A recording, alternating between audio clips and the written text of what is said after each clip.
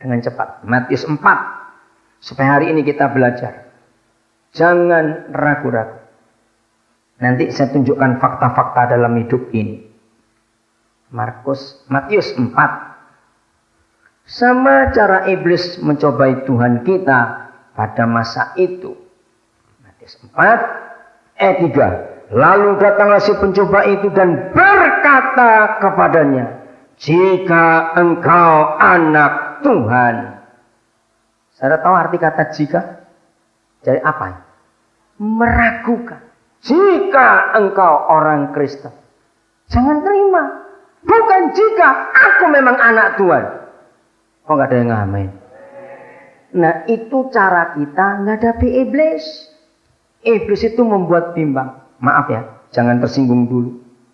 Nah saudara, semua ilmu marketing itu modelnya seperti ini. Yang belajar marketing jangan tersinggung. Memang harus begitu belajar.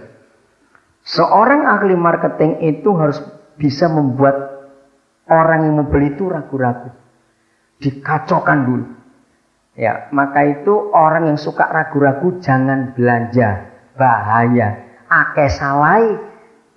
Kenapa yang suka ragu-ragu pasti salah belanja? Karena dia nggak punya kepastian. Maka itu supaya nggak suka ngabisin duit, belajarlah begini. Sebelum ke shopping atau ke toko atau ke pasar, yakinkan dirimu mau belanja apa ini. Ngomong sendiri, pokoknya kau cuma beli lombok, beli sabun, beli anduk, lombok sabun, anduk, lombok sabun, anduk dah. Karena kalau tidak begitu sampai di pasar, iya bagus ya, iya, oh iya, betul. Nah di situ orang Kristen banyak utangnya karena ragu-ragu. Yang nggak harusnya dibeli jadi dibeli karena itu. Dan biasanya ini banyaknya perempuan.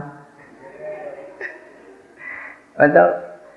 Maka itu dunia itu mempercayai kartu kredit itu paling laku di tangan perempuan. Hebat perempuan itu. Nah saudara, inilah firman Tuhan. Bukan jika. Oke, saya ajak saudara merenung. Kalau yang kesasar tersesat cuma satu orang, itu seringkali problem nggak tambah banyak. Tapi kalau yang tersesat 3 orang atau 4, jadi apa itu? Ayo, bingung nggak? Cepat jawab. Yang pernah kesasar itu loh. Kenapa? Karena 3 ngomong semua. Terus ribet sendiri. Loh betul nggak pernah mikir itu? Maka itu kalau sudah bimbang, jangan cari pendapat orang. Malah bingung. Lebih baik menyendiri dengan Tuhan. Amin. Diam, tunggu Papa kita bicara kita sendiri. Saya lanjut, masih Matius 4 ya. Ayat yang ke-6. Lalu berkata kepadanya, jika engkau anak Tuhan. Kenapa pakai jika? Memang Yesus anak Tuhan.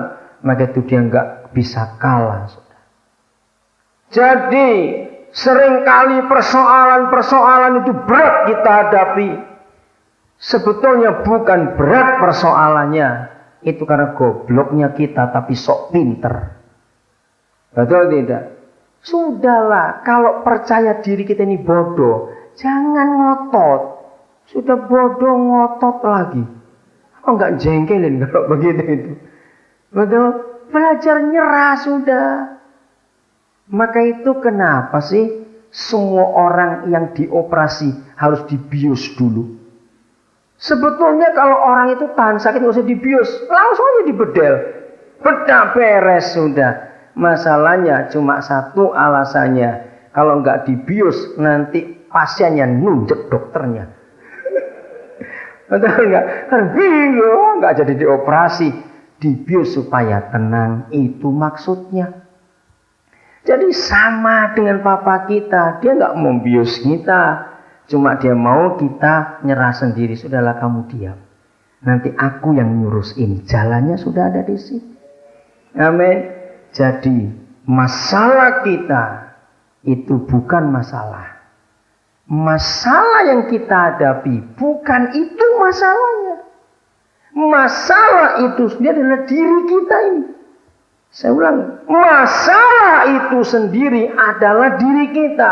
Mengapa masalah yang kita hadapi bukan itu masalahnya? Mengapa harus diri kita yang jadi masalah? Karena kita sok pintar. Sudah tahu ke Gresik ada jalan, kenapa mikir cari kontraktor lagi? Ikuti aja jalan yang sudah dibuat. Amin. Maka kita akan lihat nanti kuasa Tuhan akan bekerja dalam diri kita. Saya akan pakai hukum, ya prinsip hukum. Saudara pernah mendengar istilah hukum dan ini istilah Yunani. Ada istilah de facto dan de jure. Pernah dengar kata itu? Apa itu de facto, apa itu de jure? Siapa bisa jawab? Ini saya kasih permen tapi beli sendiri. Cepat. Apa itu de facto, apa itu de jure? Ayo cepetan, jauh sesuai. Saya ini belum makan, cepat. Habis dari Batam turun airport langsung ke sini. Oke, apa itu de facto, apa itu de jure? Berdasar kenyataan. Ya, kalau de jure apa? Berdasar yang tertulis. Setan, iblis selalu menggunakan fakta. Selalu.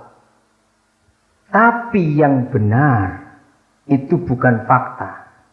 Yang benar itu yang tertulis. Betul?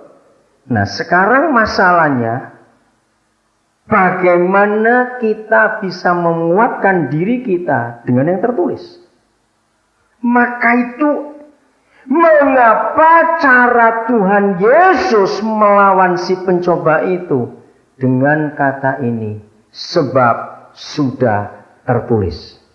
Ini penting, saudara.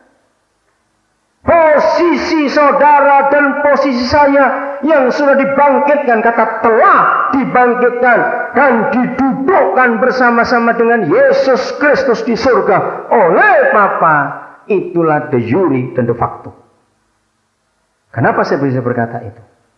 Ya, saya pakai kata de facto itu belum karena secara fisik kita masih di mana? Masih di bumi. Tapi tertulis kita di mana? Di surga. Tapi de facto kita di surga. Roh kita yang ada di sana dengan dia sejak kita percaya Yesus. Inilah de factonya. Jadi saudara enggak perlu diragukan oleh iblis. 1 Petrus 2 ayat 24. Ini cara kita hidup secara de jure dan de facto sekaligus. Posisi kita di mana, jangan lupa, itu menentukan. Dosa yang memisahkan kita dari Bapa yang baik itu. Ya, dibereskan hidup kita. Buang dosa malam ini. Amin. Buang dosa sekarang ini. 1 Petrus 2 ayat 24. Ia sendiri bagaimana? Telah. Nah ini. Oke. Saya mau berhenti dulu. Roh Kudus tolong kami. Saya menemukan. Dari mulai Kejadian sampai Wahyu. Catat ini. Semua janji Papa. Pasti ada kata telah. Amin kan cepat. Semua janji yang dalam Alkitab tertulis itu pasti pakai kata telah. Tidak ada kata akan. Seharusnya orang Kristen tidak pernah bisa kalah. Kalau kita hidup dalam de facto dan de jure sekaligus. Karena ini hukum. Ini hukum. Tidak ada yang lain. Hukum ini hebat sekali. Ia sendiri telah, bukan akan, memikul dosa kita di dalam tubuhnya di kayu salib. Saya tanya dulu. Berarti kapan dosa kita dipikul oleh Yesus? Ayo jawab. Ini pertanyaan penting. Kapan? Kok ragu-ragu ini? Ayo kapan? Bingung toh? Kapan cepetan rek?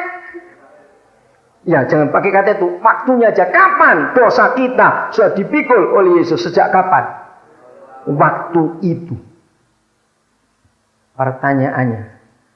Kakek buyutmu waktu itu sudah lahir belum? Ya nggak mungkin dong kakek buyut belum lahir. Lalu kita ada di mana? Saya bukan membingungkan, saya cuma ngajak saudara berpikir. De jure Dosa kita harus dipikul oleh Yesus sejak kita belum lahir. Amin kan, kok nggak ada? Ini perkara besar, saudara. Betul? Dengan cepat. Matius 4. Supaya hari ini kita belajar. Jangan